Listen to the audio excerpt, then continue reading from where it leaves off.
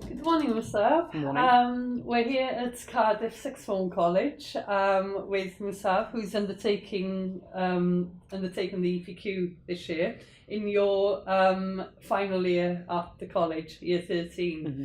So, could you tell me why did you decide to undertake the EPQ? Why the qualification? So around last summer, I was definitely sure that I was going to apply to Oxbridge, and reading around and assessing my application as a whole, I came down to a few factors. So firstly, applying to places like Oxbridge, LSE, after a certain level of academic achievement, they start caring less about how many A stars you have. So there's not much of a difference for them between 8 A stars at GCSE or 10 A stars at GCSE.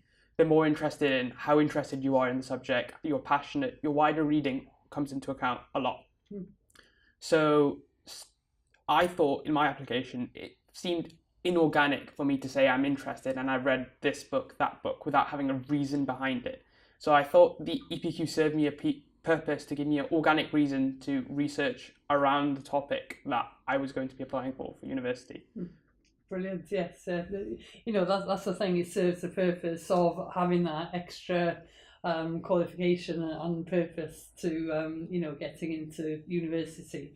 So what topic did you choose then and why, based on your application to Oxford? So I'm planning to study philosophy, politics and economics, and the topic I chose actually was interwoven with the interviews I undertook. So revising for my interviews, I came across a trend between geographical size and democracy and autocracies.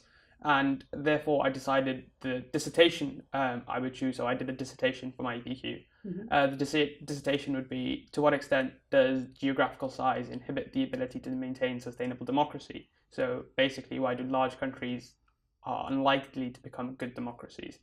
Right. Okay. Yeah.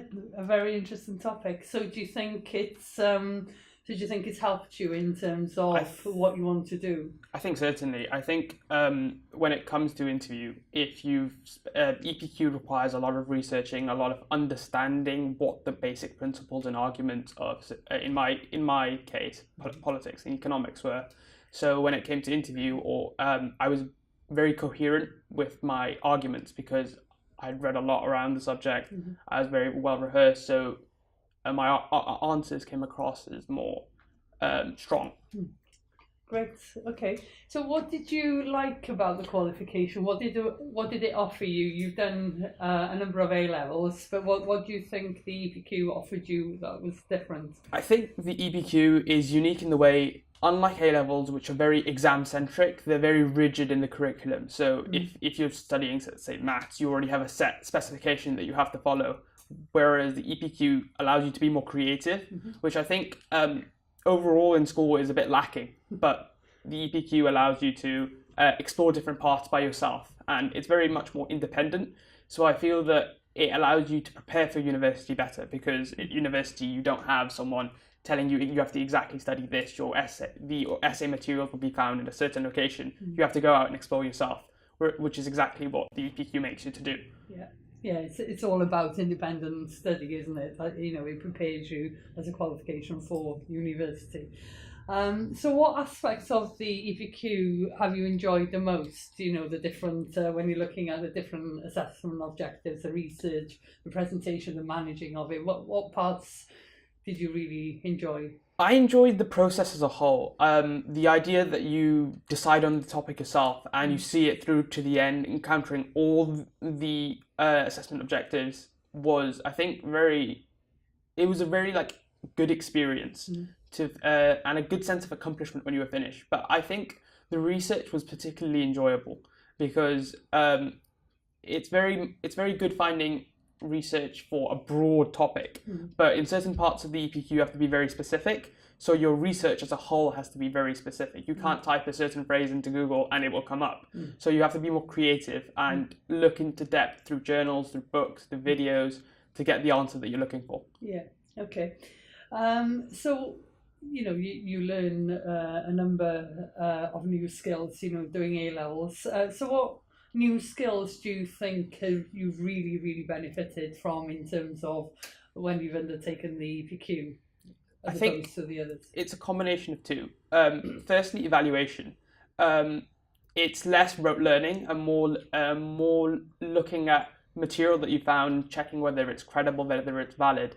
And I think it's really important because when you're in school, you don't have an appreciation for is what I'm reading correct or fully factual, because whatever is given to you is through a textbook, so you kind of take it for granted. But with the EPQ, you have to look at the material that you have and have to really think about whether is this beneficial to my final project. And also time management. I'm not the most I'm most organized of people. So as a result, the EPQ, especially with the fact that it's so much, you have to really carefully plan how you're going to do it, so you're not ending up rushing it at the final minute. Yeah, exactly. Yes. Yeah, it's a very important skill for life. Yeah.